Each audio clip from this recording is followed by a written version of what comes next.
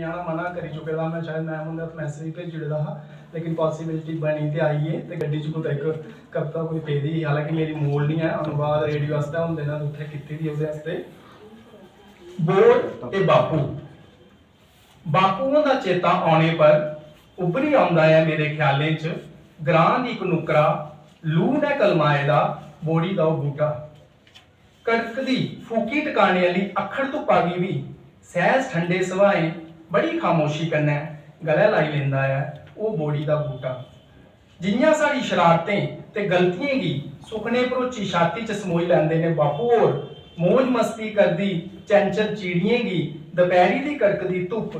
सद्दी लैंदी है जदों इस बूटे पर अंती झक्खड़ आने पर बूटे दा थल्ले डिगी पौंदे न जदों पैंछी आलड़े ते बूटे दे डालड़े साढ़े भलोके बचपने दे माया मंच उपर सपने दी नजरीशा चोरी बापू दी अखियें चा किरी पौंदे न किश अथरू त्रोटे भरोचे जीवन दे बोड़ कलमाई जंदी है लू कन्नै ते बापू होर चुप होई जंदे न त्रोटें करी बोड़ गी धुप्प जां झक्खड़ कदूं चुकाई सकदे न उसदी त्रुट्टी दियां डालियां ते आने आह्ले कल दियां जटां न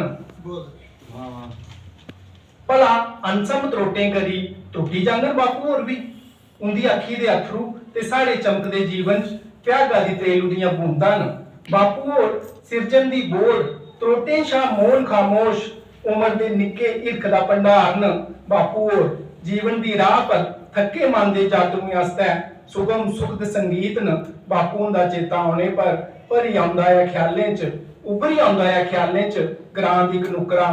लूए ने कलमाए दा ओ बोड़ी दा बूटा जेड़ा बामा फलाई सबने ताई जीवन जीने दा दिंदा है सब्ज संकेत शुक्रिया।